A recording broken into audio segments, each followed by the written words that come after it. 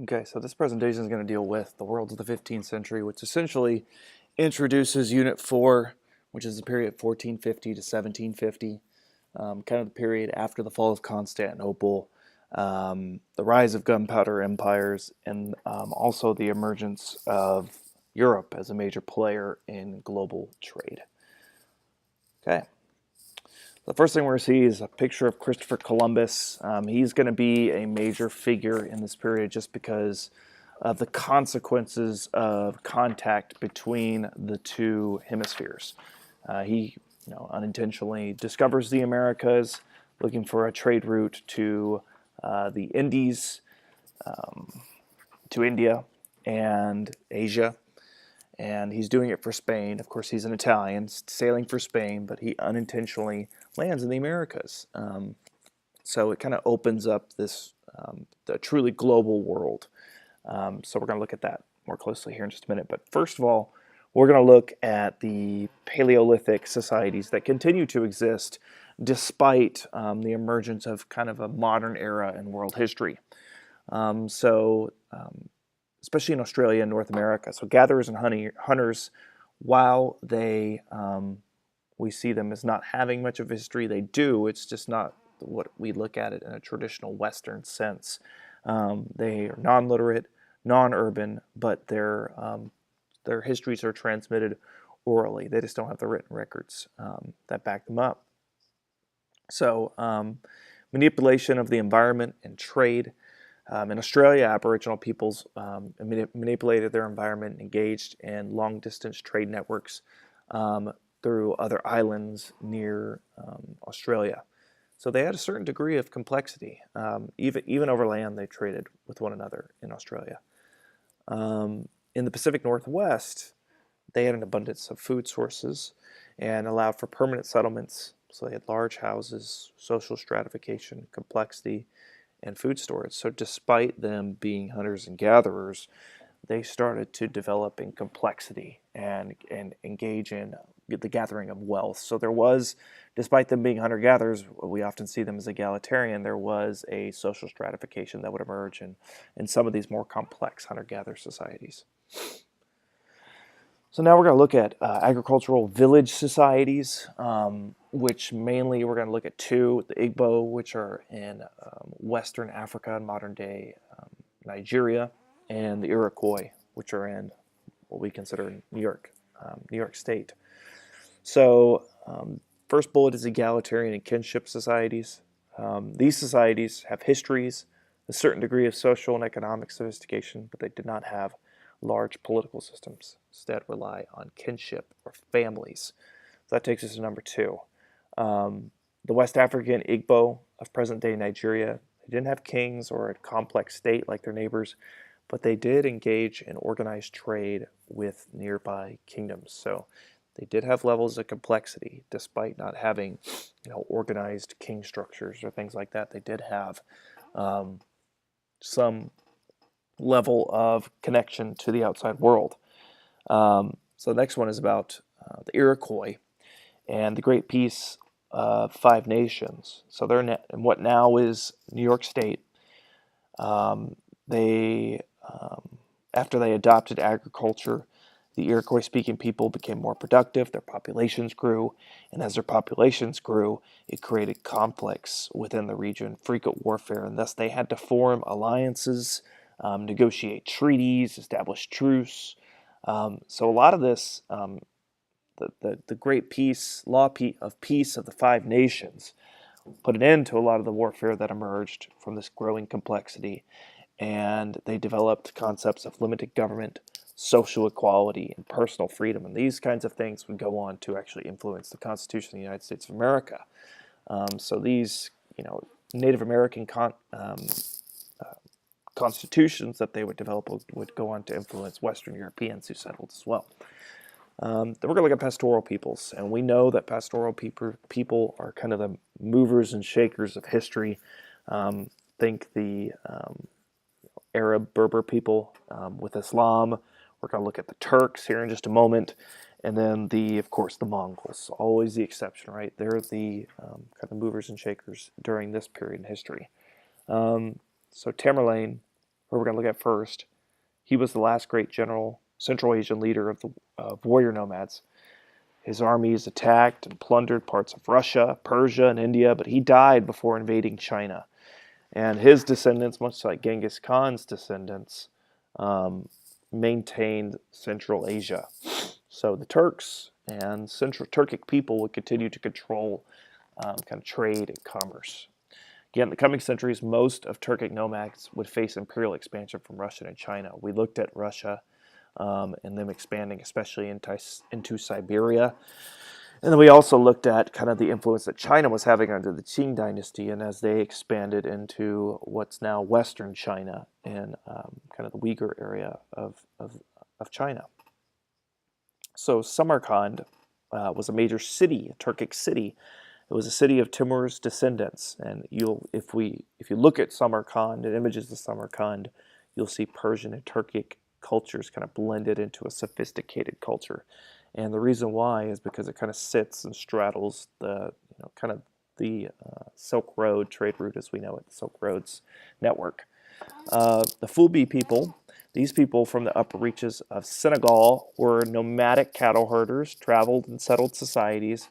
While they paid rent to these settled communities for grazing rights, they held the farmers' way of life in contempt. So they were, the Fulbe people were in West Africa, and they were pastoralists as well, following cattle. They would later convert to Islam, and it would lead to a lot of conflict between local populations and Islamic populations, the Fulbe population, when they established a series of jihads and established their own states, kind of within existing states.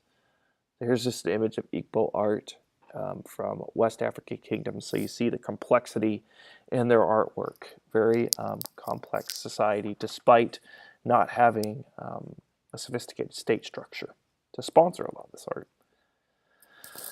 So here we see the Silk Roads, and if you look on the map, Samarkand, right here, is a major kind of central figure in this region. If you look at the PowerPoint, it takes you to a video that you can watch on Samarkand, and it is a pretty magnificent city. It's in present-day Uzbekistan.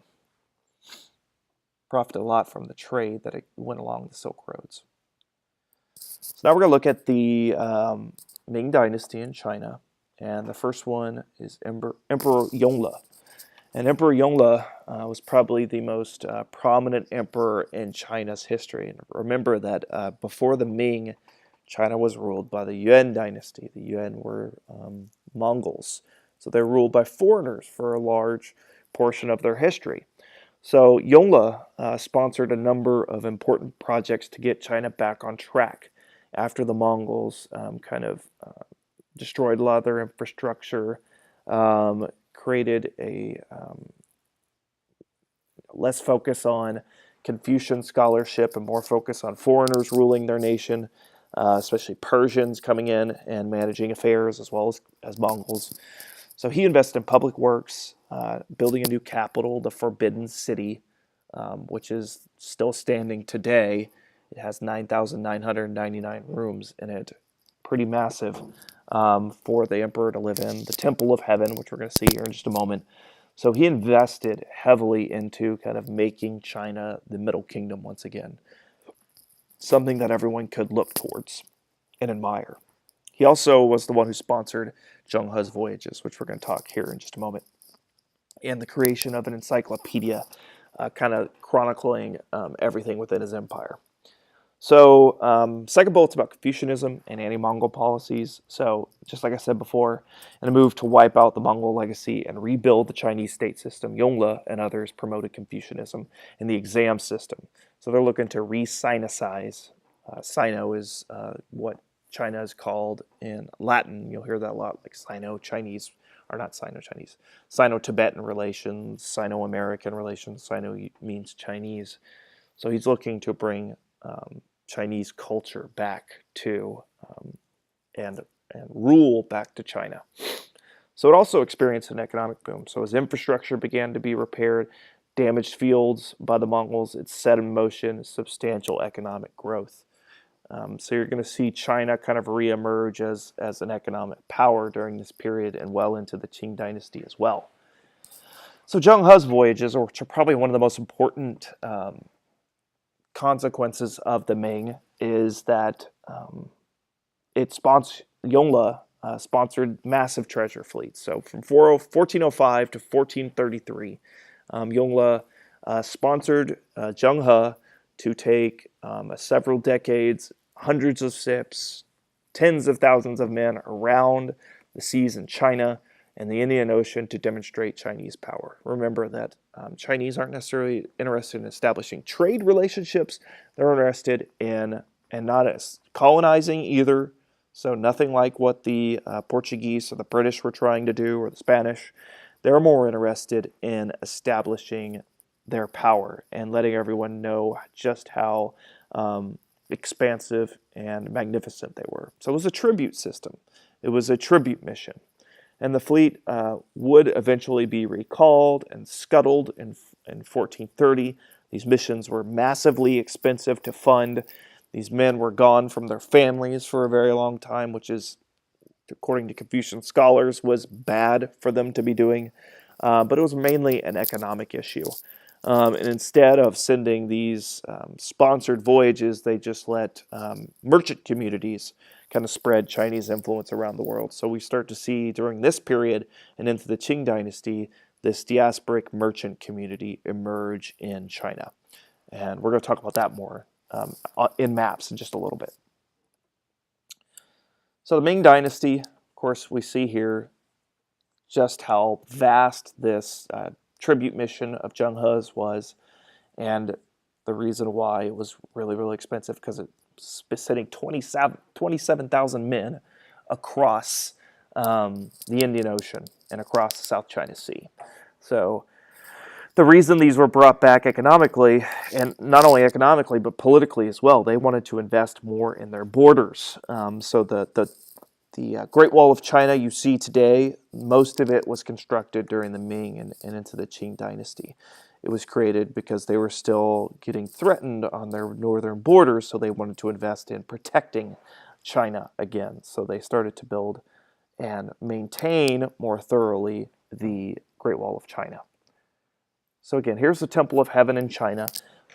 If you look around East Asia and Korea and Japan, you'll see a lot of the Ming Dynasty's influences architecturally on other areas of East Asia, because China was a tribute state, and their influence spread far and wide.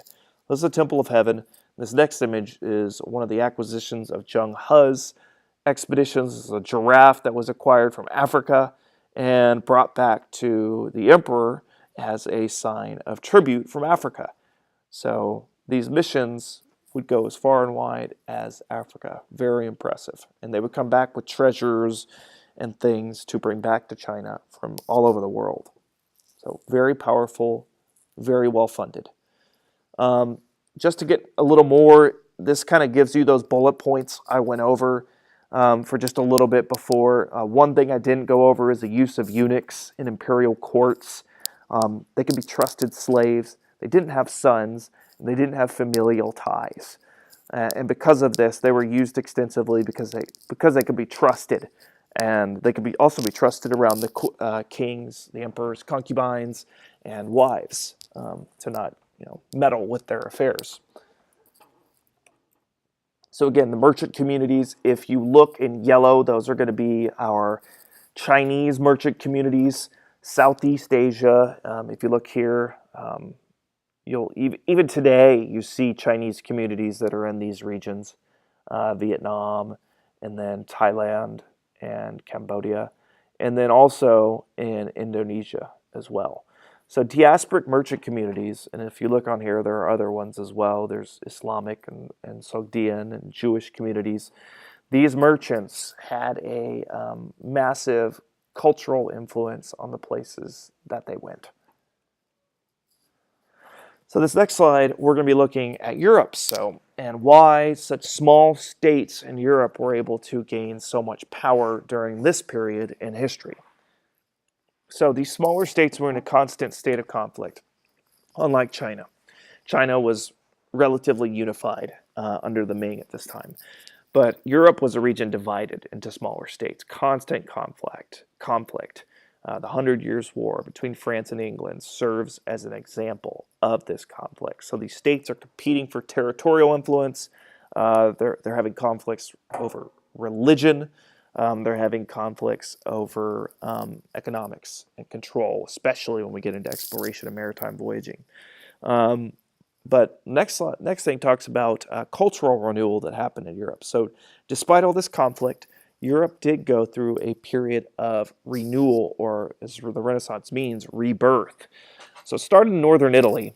And if we look back at the economics of this period, Italy kind of straddles Western Europe and the Ottomans or the Byzantines.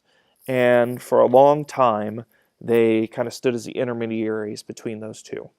And a lot of the knowledge that was kept by the Byzantines, and a lot of knowledge that would soon after the Byzantines fell be kept by the Ottomans, made its way through Italy. And also trade made its way through Italy and the Italian city-states. So they made a lot of money off of this trade. And the Renaissance would be a revival of Greco-Roman art and philosophy. Remember, that was kept by the Byzantines, who were a Greek kind of remnants of the Roman Empire. And then the Ottomans also kept that knowledge with them as well. So Greco-Roman art and influence and philosophy would be paramount to the Renaissance. So they focused on the achievements of individuals during this time rather than thinking religiously or thinking through the lens of Christianity. They were thinking about individuals and their achievements.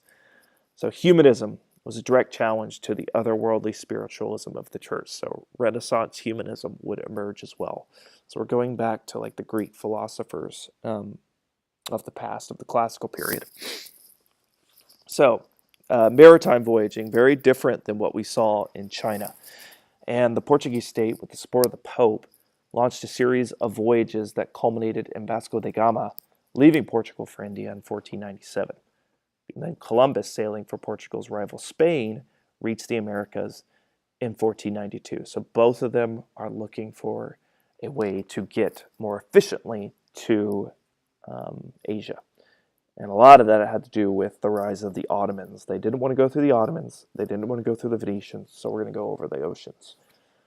So they also utilized smaller ships and fleets than the Chinese. The size of their ships is completely different. The amount of crew that they had, 27,000 men for Zheng He, the Iberians, so the Spanish and the Portuguese, would just send a handful of ship and small crews of about 100 men on each of the ships.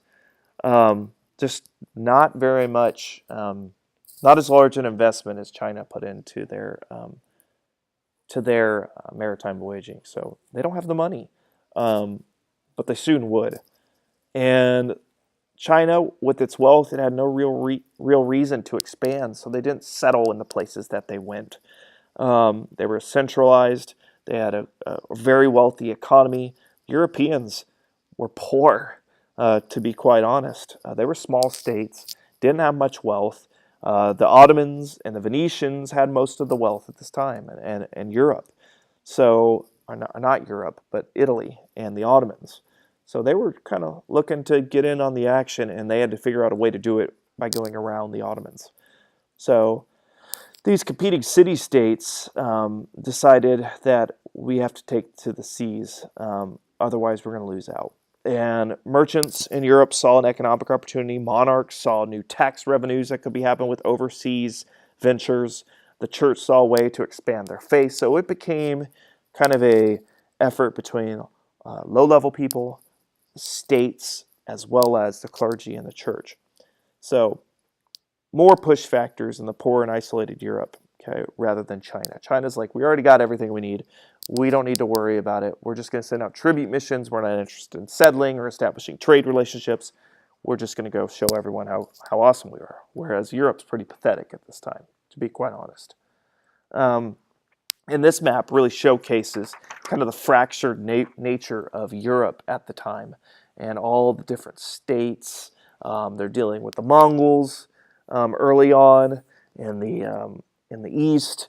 In the southeast, they're dealing with the Ottoman Empire, and by this time, Spain has been reconquered for the Christians and the Catholics, but things are quite fractured. There's not one unifying large empire, besides maybe the Holy Roman Empire, and it's not even that prosperous because of its because it just didn't have what the Ottomans had. It couldn't prosper through trade and commerce.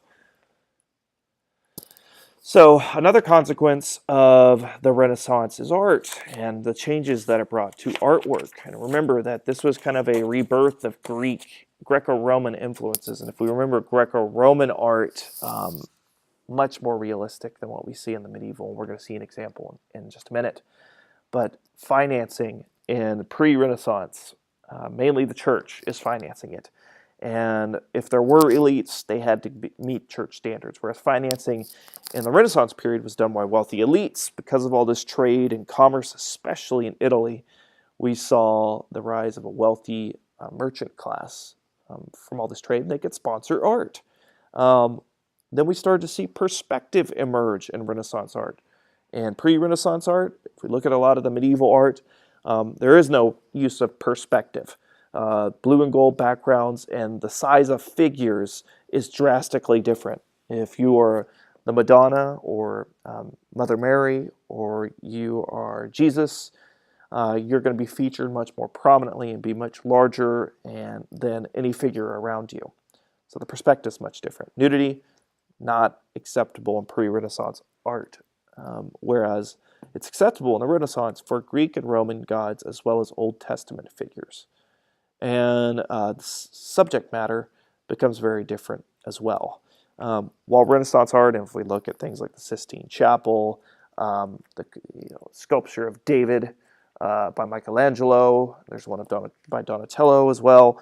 You do have religious figures that are painted, but you also have non-religious figures, people who sponsor art. I want to be painted. It's not just religious things. It's people who are financing this art and want to be painted themselves or have paintings done of things other than religious figures. So this kind of showcases the differences between the two styles of art. On the left we have medieval art, and on the right we have kind of the early Renaissance artwork. Again, you could see the difference in perspective, the difference in focus. Of course, one is less religious in nature. The use of clothing is much different. The focus on painting religious figures, everything. This is a map that emerged in 1507. If you look at our earlier maps, you don't see any of the Western Hemisphere. Here you do, although the Western Hemisphere does appear a little bit small. But again, 1492, the Western Hemisphere was discovered and realized, well, at least Columbus didn't realize it, but soon others would. This is only, about 20 years later, so 15 years later. So big differences that emerge. And if you look at the map, interestingly enough, you see two men at the top. They look like they're probably from the Ottoman Empire. And this, of course, was, I believe, a map painted by a Berliner, if I do remember right. Okay, so we're going to look at some other empires. These are going to be the empires of Africa soon. And we're also going to look at the Portuguese voyages of exploration. If we see here, the Portuguese took the kind of more well-known route, or they felt like would be the easier and safer route to go around Africa to get to India. And they were right, it was shorter. Columbus didn't think it was. So India, they would eventually make their way to India in 1498. So we just talked about the Ming removing their fleet. So as the Chinese withdrew from the Indian Ocean basin, it cleared the way for the Portuguese and gave Europeans an opportunity to seize it and use technology like the caravel, which could sail into the wind, to dominate the Indian Ocean trade. Now that the Chinese are out of the picture, the Portuguese could begin to move in and begin to influence that region along with the Islamic traders and merchants. So, we're going to look at the Ottoman Empire now, Southwest Asia. kind of the threat to the European Christendom, but we're also going to look at the Safavids, which were in modern-day Iran or Persia. So Ottoman size, strength, and longevity. The Ottoman Empire is one of the greatest empires in history. Its scale, power, and age, as well as its cultural achievements, place it kind of on par, especially within the region of kind of Europe and Southwest Asia, with China. We're going to look at some examples of that cultural and political influence that they exerted. 1453, the reason this period is 1450 to 1750 is because of the siege of Constantinople. So, Crusades were a period where Christendom was on the offensive against Islam. Okay, so think back to 1099 up into this period. But then began the Turks, kind of in response to all this, begin to build a massive army that would kind of push back against the Christian movement into the Southwest Asia. So the Turks built their military, ended the Byzantine Empire in 1453 by sieging Constantinople. They became the heirs to Rome and kind of maintained the knowledge and art and everything that existed in the Roman Empire.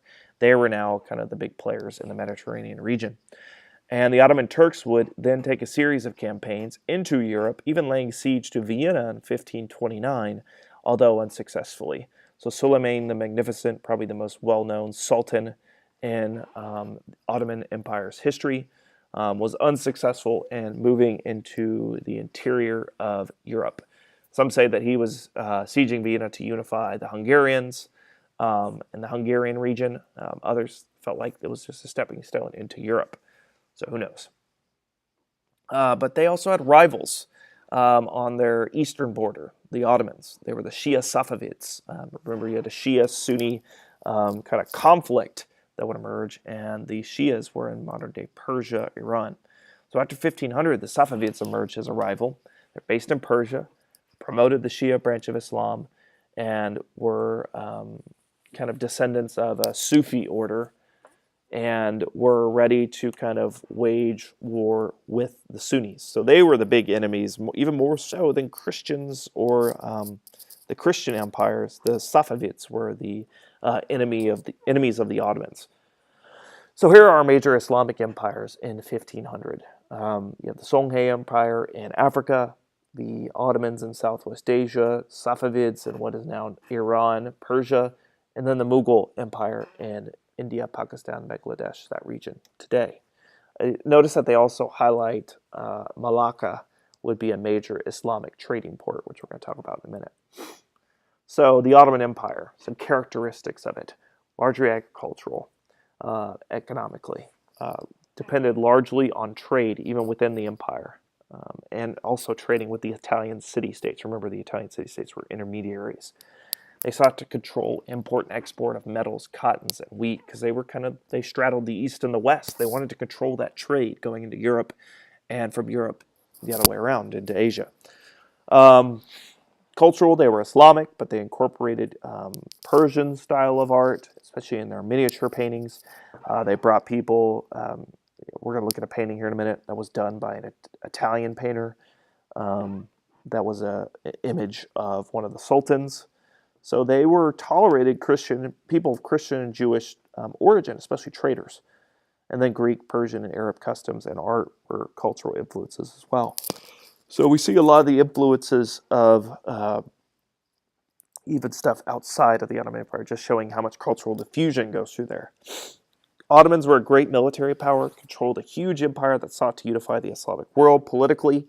They sieged Constantinople and ended Byzantium. So the end of Christianity, Christian political rule in that region, although you would still see Eastern Orthodoxy influential in especially the Balkan region, parts of the Balkan regions, and Russia as well.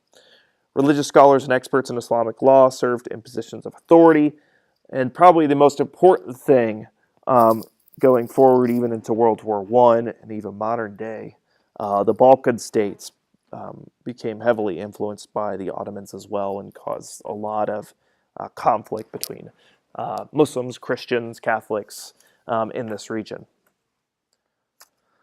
So right here we have a picture of the siege of Constantinople. Remember, Constantinople's on the Bosporus Strait, and we have access from the seas. They used cannons to siege it, and the Byzantines, with just 10,000 defenders, were just not ready for a siege of this magnitude. They only held out for 2 months in 1453. I believe it was in the spring of 1453. But the Byzantines also endured the plague, and they were only down to 10,000 defenders. So think, several, like probably hundreds of thousands of Ottomans sieging 10,000 Christians in the Byzantine Empire. Didn't work out too well for them. So another aspect of the Ottoman Empire were the Janissaries. They were the child soldiers. They would be, they weren't children, all of them. They would eventually emerge into adults, but they were taken from Christian lands as children and then trained to be soldiers in the Sultan's armies. So there was a policy of Devshirme, we'll come back to that guy in just a second, Devshirme, where Christians served in the Ottoman army. So kids had to be given as tribute almost to the Ottoman Empire from these Christian lands, especially in the Balkan states. Here we have Shah Ismail, who was the most prominent figure in the Safavid Empire. And they were the ones who kind of stood opposed to the Sunni-ruled Ottoman Empire and were kind of a separate Islamic empire in this region. They had several conflicts over territorial disputes that occurred. So we're going to look at Africa and India, kind of on the edges outside of the Ottomans and Safavids. So Islam came to West Africa through trade, trans-Saharan trade. So we're going to look at the Songhai Empire. Was an Islamic successor to previous empires, the Malayan Empire and the Ghanaian Empire. And they were spread Islam, but also blended African traditions into their practice and culture. So just know that cultural syncretism is an important aspect of especially this period in history and throughout history. We're going to look at more syncretism when we look at cultural consequences. I think it's in chapter 14. The Mughals brought a rare moment of political unity to India. So India, as we've seen in history, has had a fractured nature, hasn't had much unity.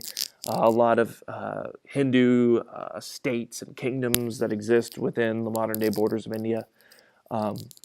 So when the Mughals came in, they were Turkish in origin, or Turkic in origin. And when they conquered northern India and then eventually most of India, modern-day India, they were initially tolerant. They were Muslims, initially tolerant of non-Muslim subjects, and created a diverse and vibrant cultural world. They were a minority ruling over a majority Hindu population. Muslim merchants and Sufi mystics in Southeast Asia. Muslim empires promoted the expansion of trade and the faith by sending merchants into Southeast Asia and on to China. So these Sufi mystics helped to spread Islam in maritime Southeast Asia. So just like we saw with merchants from China, you saw the cultural spread of Islam by merchant and religious communities. And then we were going to talk about Malacca earlier. They sat on a key trade route in Southeast Asia, kind of connecting China, the South China Sea, and the Bay of Bengal. And an Islamic city-state that became famously wealthy, cosmopolitan, thanks to access to trade and providing safe and reliable port facilities. So this is the Kingdom of Songhai. As we see, if we look at the map, a lot of these cities emerged as a result of trade across the trans-Saharan trade route, and many of these places adopted Islam for trade reasons, as well as religious conviction. And here we see kind of one of the Songhai Empire's great constructions. It's the mosque at Jinnah, and it's in modern-day Timbuktu. And you could see it looks very little. I mean, if I were to glance at this, I would not automatically assume that it's a mosque. It looks nothing like Southwest style or Arabian style mosque architecture. So you see cultural blending happening here. And this is the growth of the Mughal Empire. We're going to talk about Akbar and Aurangzeb. Very different in their style of rule. So, what distinguished the Indian Empire of the Mughal sultans from the empires of the Ottomans and Safavids was the fact that India was a land of Hindus ruled by a Muslim minority. Muslim dominion in India was the result of repeated military campaigns from the early 11th century onward, and the Mughals had to contend with the Hindus' long-standing resentment of the destruction of their culture by Muslims. Thus, the challenge facing the Mughals was not conquering and organizing a large territorial state, but finding a formula for Hindu-Muslim coexistence. So they had to deal with kind of diversity of a population that the Ottomans and Safavids didn't have to deal with as large a scale, although the Ottomans, especially the Ottomans, would have to deal with it when they expanded into the Balkan states. So now we're going to look at the Americas. They had come into this world, especially through maritime trade, but we're going to look at them kind of before that period in history. Kind of what it was like in this region before contact, right before contact with the Europeans. So the Aztec Empire kind of started with Mexica, and this tribe from present-day northern Mexico settled on an island in Lake Texcoco by 1325. And over the next century, they built up their power by military service, alliances, and constructing a massive city. Later, they claimed descent from the more prestigious line of Toltecs and Teotihuacan. So we start to see this organization through military, and that's a big thing in the Aztec Empire, is the establishment of military empire, military expansion, and also the construction of tribute states. So Tenochtitlan would become the Aztec capital, large city, 200,000 people, dwarfed anything that existed in Spain. And it was on an island in the middle of a lake. Canals, causeways, markets, floating gardens. If you look up Tenochtitlan, it is a magnificent city, and there's artist renderings of it. It's again superior to anything in Spain when the Spanish conquistadors arrived. The Aztec Empire was conquest-based, required tribute from its conquered subjects. Tribute came in the form of goods for the markets, elite luxury items, and human slaves. So human sacrifice is a ritual thing that would happen and served as a political function to impress their enemies. So a lot of people kind of in the surrounding regions of the Aztecs who were tributary states didn't particularly like the practice of the need for human blood to build the strength of constant struggle with the forces of darkness that existed in the ideology of human sacrifice, and were willing to collaborate with the Spanish as a result. So here we have kind of the various states that would exist. Of course, our state-based civilizations are what we're going to focus on primarily here, and the Incas, and what we just talked about, the Aztecs. Again, the Temple of the Sun on the right, near modern-day Mexico City, and on the left, this is a artist rendering of some of the tribute that would be given from surrounding regions of feathers, pelts, shells, that would be given to the Aztecs. Here's a picture of the Aztec Empire. As you can see, there are different people around them that they would exact tribute from. Inca Empire, very different in their style of rule. 2,500 miles and 10 million subjects were under the Inca Empire. They were a small marginal group that came to rule a large group of people, diverse empire. Much larger territory than the Aztecs, though, so they had to establish a bureaucracy. The Aztecs didn't have a bureaucracy, whereas the Incas did. And the Aztecs generally left their people alone, didn't have a bureaucratic government over them. But the Aztecs did, of course, have the policy of tribute and human sacrifice, which is not fun. But in Mita, the Inca did not require human tribute for sacrifice, but they did require work, and women were taken from their homes, raised as elites, and married to Incan officials.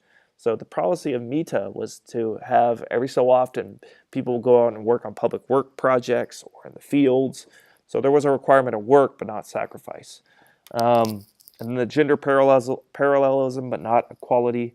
Not equal for the sexes, but each had their own influence, and each of their tasks was valued. And in Incan society, women had much more opportunity than what existed in the Aztec empires.